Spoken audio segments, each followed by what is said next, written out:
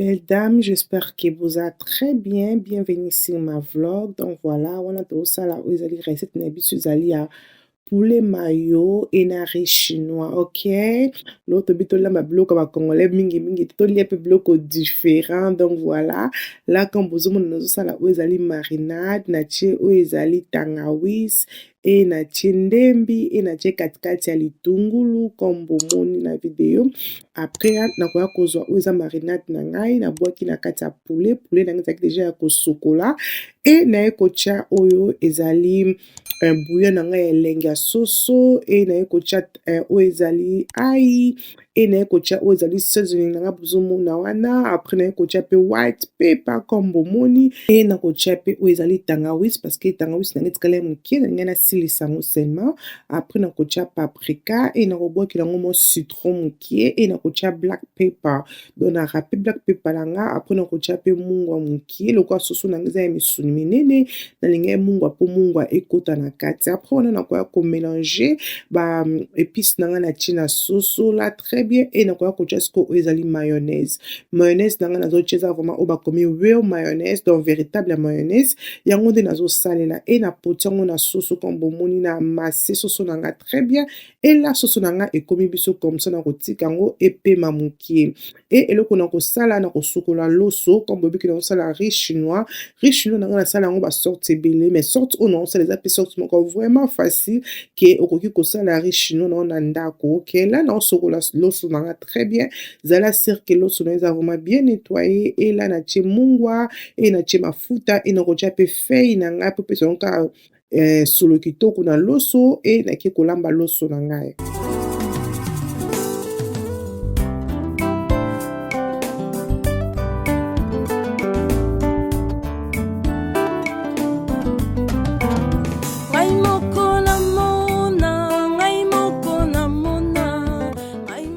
Ok ma belle, wana nazwi vegetable na nga naki kotia yango na moto mpona tokisa yango et nazalaki na crevette na nga eza ba crevette ya moyenne comme bomoni. Là nasokoli yango bien et nazwi oyo ezali marinade na nga nasalaki natie mokie et natie oyo ezali bouillon na nga ya crevette et natiaki pe oyo ezali ai. Donc voilà et là na mixe yango très bien comme bomoni wana namoni kekomi boye c'est bon et nakokende sikoyo kotia mafuta na sani na nga oyo ya four et nakozwa sani na nga nakozwa soso na nga natia yango likolo wana et nabwakeli yango mpe su mafuta. Donc voilà et nakokoti yango na four na nga nakosalela four ya likolo mpo na nga kebela vraiment partie ya likolo ebeli partie ya sebeli donc nasalela four ya likolo etumbaka mpe très bien et là naye kozongela ba vegetable na nga mpona tala soki ebeli. Makambo Yesu asalelanga ai moko na yebi ai moko na yebi ai moko na yebi makambo Yesu asalelanga.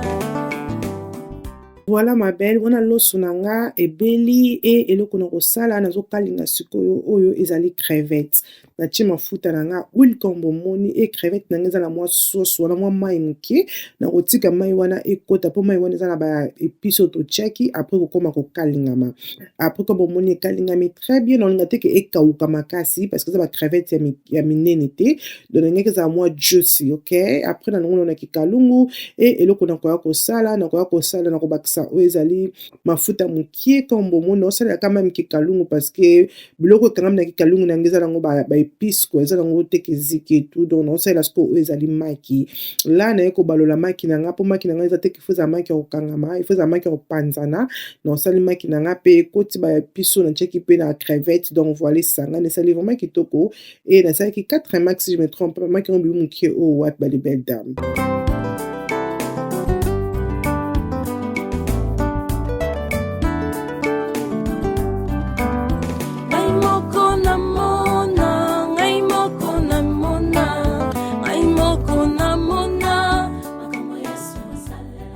Après kotia oyo eza crevette na nga et nakozwa sikoyo vegetable na nga oyo natokisaki nabwakaki mai comme bomoni et là naye sikoyo kotia yango na maki na ngai na crevette na nga 3 mélanger et eloko nakosala nakoya sikoyo kobakisa beurre. Boyebi ke beurre asalaka biloko kitoko makasi. Donc là nabakisi beurre na nga eza beurre ezalaka na mwa mungu yango nalingaka kolambela. Donc voilà, après wana nakoya kozwa sikoyo loso na ngai natie ezala sire ke loso no ebimi ya mwa moko ça dépend mais koluka te ke loso no ezala trop pete ndeti nga bozomona ke loso na ngai ebimaki vraiment très bien. Ebimi moko te mais ebimaki moyen quand on koloba bongo et moi j'aime comme ça. Et là nazobakisa encore beurre et nabakisi loso comme bomoni nabakisi na beurre et na baloli. Là zala sire ke moto na yo ya réchaud eza na 1,5 ou bien eza na D. Eleka 1,5 te eleka D te si je peux dire ça, ok?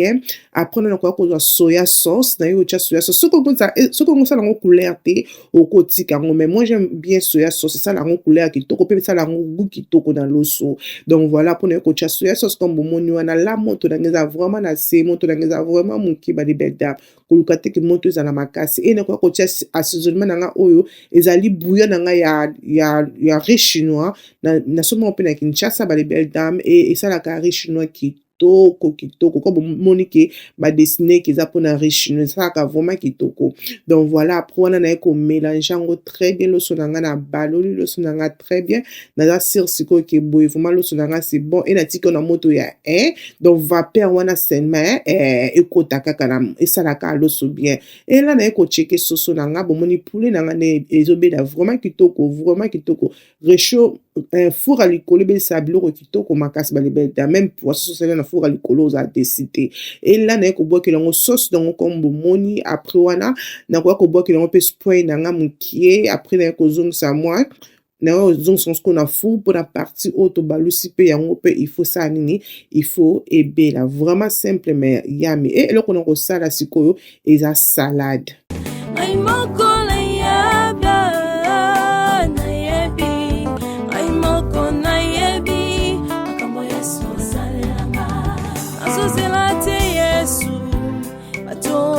Bisanga ngamoko na yebi makambo Yesu salelanga nazozela te yawe bato bayebisanga ngamoko na yebi makambo Yesu salelanga.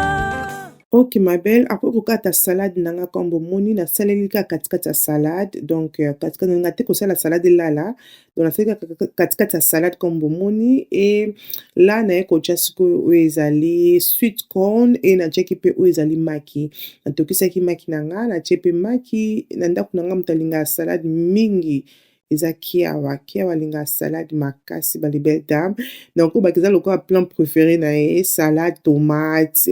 ba concombre donc yara za linga ma biloko bongo donc là non ça la salade na biso otolia nango biloko na biso yango eza comme légumes na riche na biso na poulet na biso otozo sala.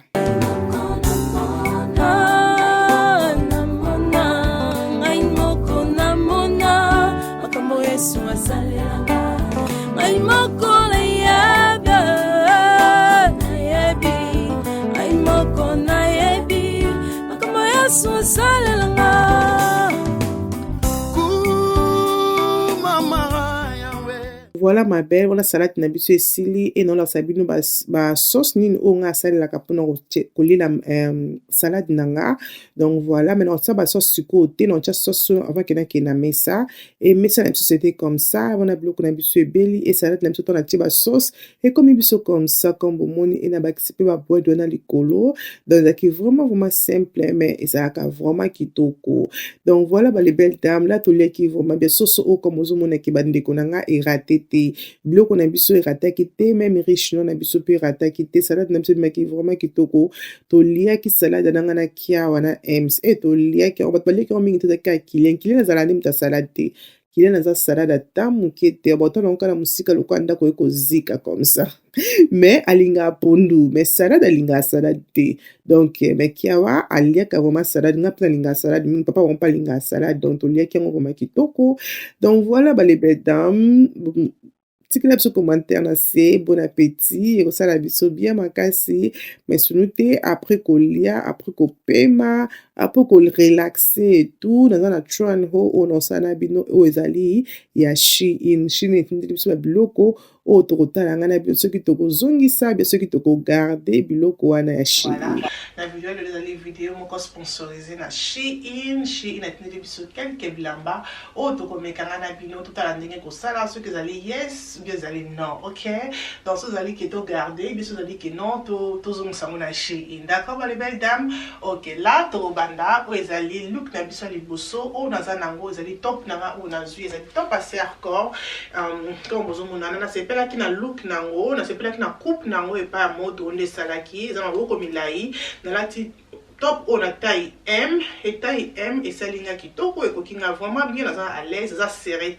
comme vous avez un tissu ou assez encore vraiment makasi batisi na lingaka et coupe na vous vraiment kitoko so ça monte lingo monte ça libonté na baki top ou ezamo matata mais dans qui top pour na on a pantalon qu'on a koba ça high waist pour ça et ça là comme ça ils ont monte ça libonté même pas trop, ok? Donc voilà et là dans une top na la taille M comme dans le lobby top noir et ma beaucoup milai que j'aime aussi c'est différent na pantalon moko high waist jupe moko high waist na bi kitoko pour sona la telango na la telango et ko ça là vraiment kitoko et dans ce qui pantalon na biso pe o bozo mona comme ça mais malheureusement et pas na bimi dongi comme bozo mona wana je peux toujours utiliser na dongi nango na ko la même avec talon même avec basket même avec boots et koti na kati et ko ça nango kitoko mais nga nazo ke on a bulke ezalanga mulai nde na mona ke on pa ya modo nazo ke on a taille L pour ba check ka ba taille L mais je pense qu'il faut on a XL parce que même ici na bassin est fini même pour ne ekota ba les mesdames est fini parce que ça ba jean o e ben dans la kate, ok? Donc est fini vraiment mais sinon et vanzi et coquille na sepela ki na coupe nango aussi ba dessin nango de batie na jean na biso na sepela ki aussi na couleur nango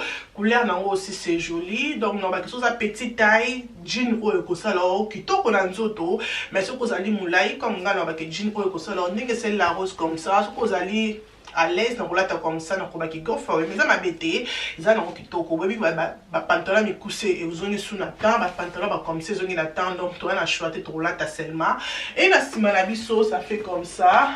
Alors que je pense que jean nango za mabete vanzi nango c'est nango différent alors que comme bozo mona na chasser nanga ici ba les belles dames o ezali chasser ya Shein, ok? Na oyo ezali singlé bobi ki tokomi na ba temps o ke tokozanga ba singlé te enga linga singlé mingi pour la telango différents modèles et là nazo na taille M et marque singlé o ezali différent et singlé la biso za ya pembe comme bozo mona za marque singlé mo na l'accent na H&M et là basali si won o ce que ça copie nango mais ouais H&M zaki original nango o ce que ça copie nango ça c'est simple singlé comme la bi que na la taille S et na genre la taille M, ok? Là na ko meka singlé langa oyo après na kozongela bino to meka ils ont vraiment simplement comme vraiment simple comme bozomona ils ont vraiment simple et le que c'est plus c'est na single na biso comme bi que maboko na monde basali yango likolo donc boye besu single na l'accent na H&M maboko na zaka comme ça donc ce que Shein essaie yango ya ko copier et alors que bato batala ba vidéo na nga ba mona je que la rose avec ça single moko ya comme ça qui tiki ba gap comme ça tu biso le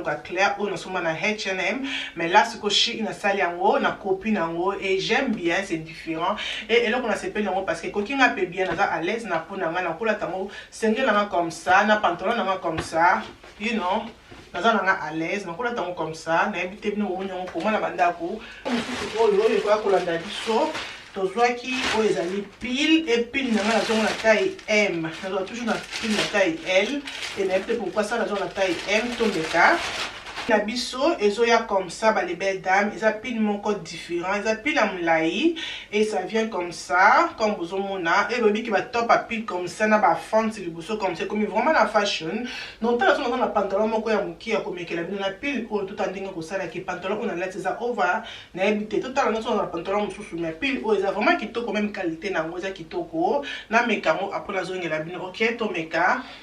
Ok ma belle, là na mekeli bino pile nanga mais pile oyo iso kende na pantalon oté parce que pantalon obomoni kiza vraiment ya ko panzana la c na ba sola ti pile no comme ça là na pantalon normal bien pantalon skin jean et ko sala ngo kitoko bien pantalon za te ki panzana za te ba pantalon ba baggy comme ça mais sinon te pile o ba les belles dames no ba ke somba ngo ko za la décider et ma boko na ngo za me pousser parce que ça taille M et na ngaki te ko zo na taille L parce que na ngaki te za la ngam nene parce que mo zo mo na exalo quoi moi pile sexy donc lokola tongo boye na pantalon na jean et ça là vraiment que to na femme tu bache les biso wana c'est différent donc on se na tu on ben dans maboko comme ça pour na et ça la ngate que eza mukuse on ben dans maboko comme ça donc voilà il faut toujours créer faut changer ça quand on a des zozo ba des belles dames donc voilà la pile auto là peut-être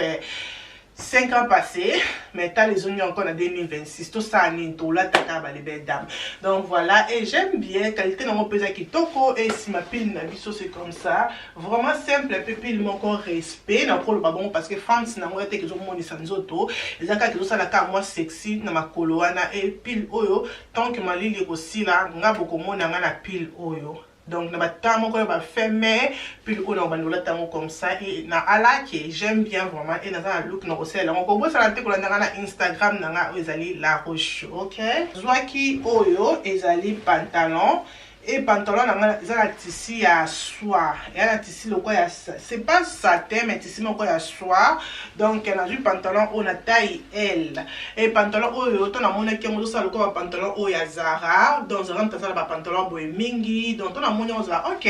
to me kana to na ba les belles dames to ta non ndenge ko ça la pantalon na biso OK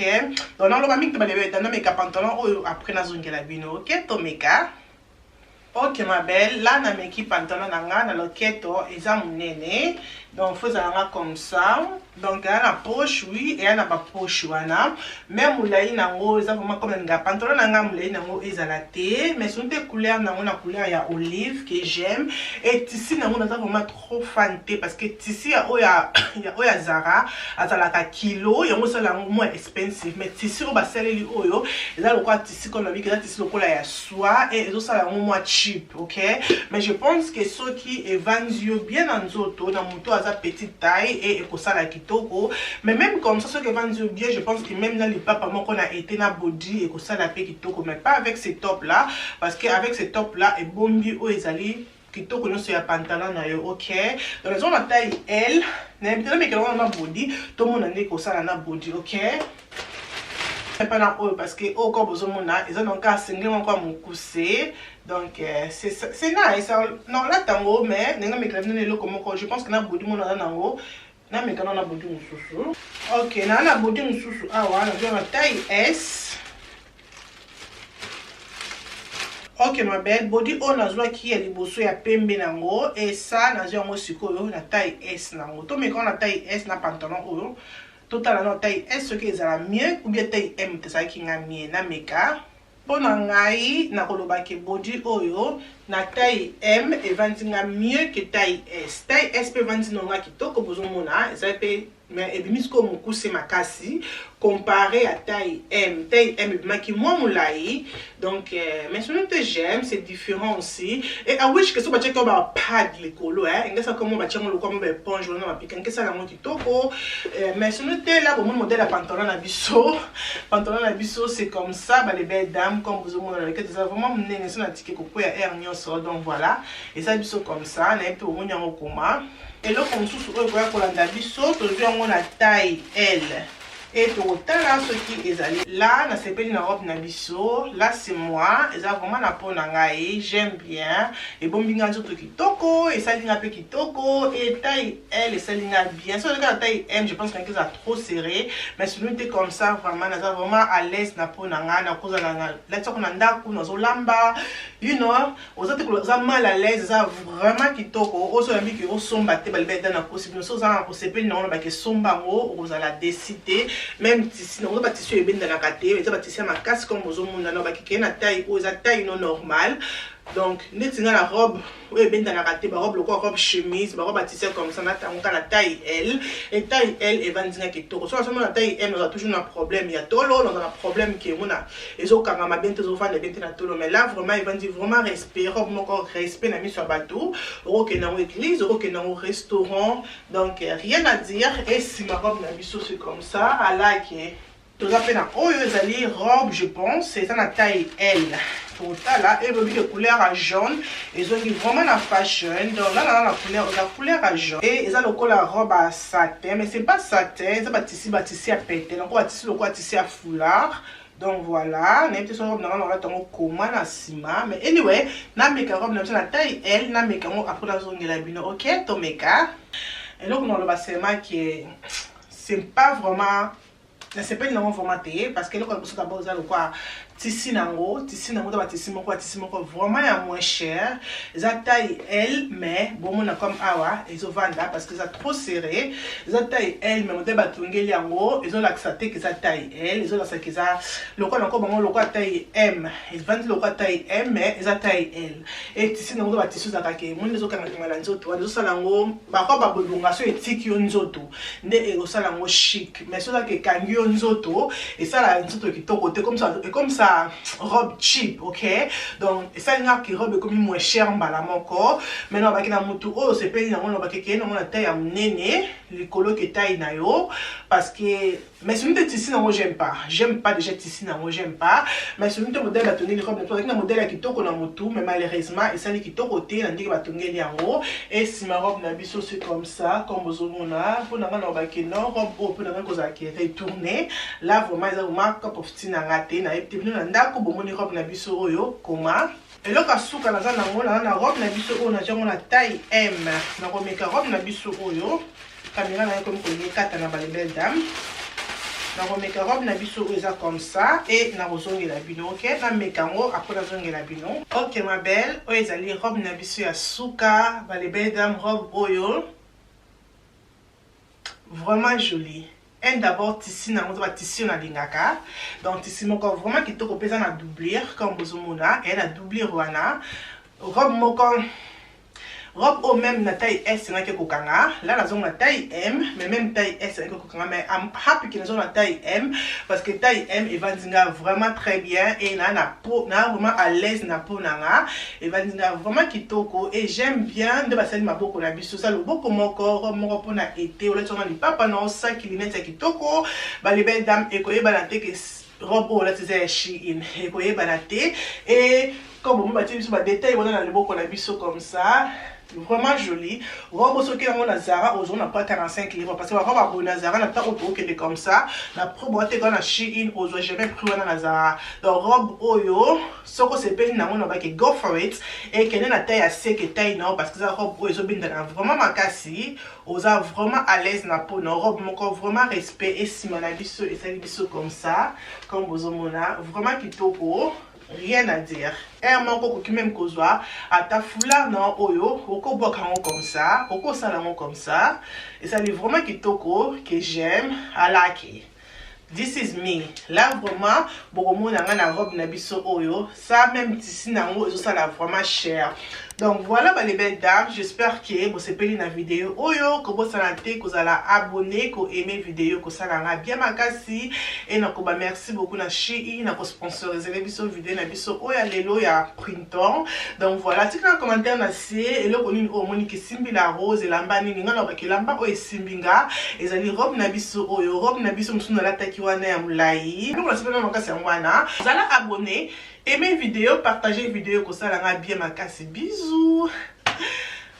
Bye.